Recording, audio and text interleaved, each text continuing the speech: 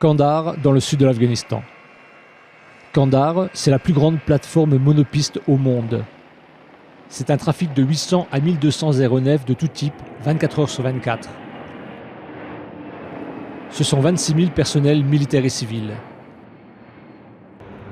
Et c'est une centaine de militaires français qui composent, autour de 3 Mirage 2000D, le détachement air français de la coalition.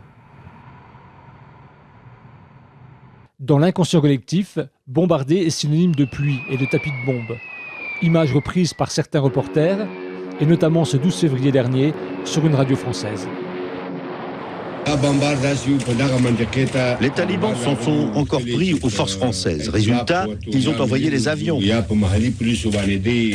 les avions ont bombardé notre village. Les talibans nous utilisent comme bouclier humain et on ne peut rien dire. Mais il n'en est rien. Frappe de précision, guidage laser ou GPS, système optronique, briefing, cadre légal sont les termes usités dans le jargon des pilotes, comme nous l'explique Arsène, le commandant du détachement chasse. Alors le bombardement a toujours une connotation péjorative. Toutes les munitions sont guidées jusqu'au sol. Le bombardement, c'est faire une frappe de précision sur un objectif qui est donné par l'élément au sol, qui lui effectue donc la discrimination de l'objectif et qui donne l'objectif à l'avion de chasse, qui lui après délivre son armement, donc soit à guidage GPS, soit laser, sur l'objectif qui a été donné par l'échelon terrestre. Après le bombardement, généralement c'est une bombe, voire 2 bombes au maximum. Nous n'utilisons que des munitions qui ont des précisions métriques. Il ne faut pas confondre la précision d'impact avec effectivement l'effet lui-même de la munition.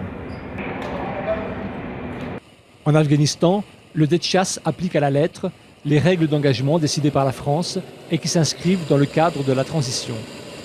Une mission, c'est de 4 à 7 heures de vol, avec jusqu'à 4 ravitaillements en vol et jusqu'à 6 appuis au profit des troupes au sol.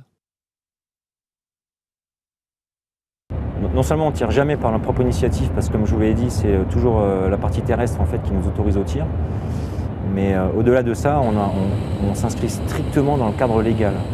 Et effectivement, quasiment exclusivement, les frappes aériennes qui sont faites en Afghanistan sont toujours dans le cadre de la légitime défense, que ce soit pour les troupes terrestres de la coalition, soit pour les troupes afghanes. C'est donc la partie terrestre qui commande le tir, par l'intermédiaire du JTAC. Il coordonne depuis le sol les mouvements aériens et les différents tirs.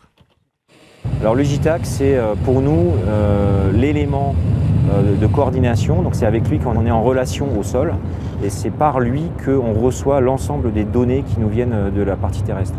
Le JTAC est notre lien avec le chef des éléments terrestres au sol. La responsabilité en fait repose sur les comptes rendus d'observation dans les environs de l'objectif.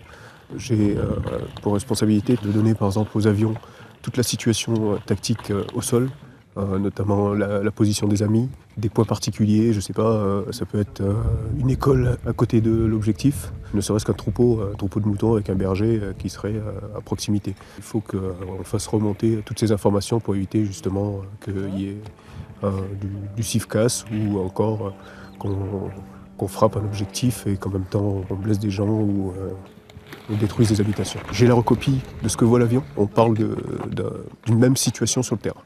Et bien sûr, ça nous permet à tout moment d'arrêter le tir si jamais on a le moindre doute. Aujourd'hui, 95% des missions se soldent par un show présence ou un show of force. C'est une démonstration de force qui s'inscrit dans un principe de gradation. Le but est de prévenir les insurgés qu'au prochain passage, s'ils ne cessent pas leurs actions, ils s'exposent à une frappe aérienne.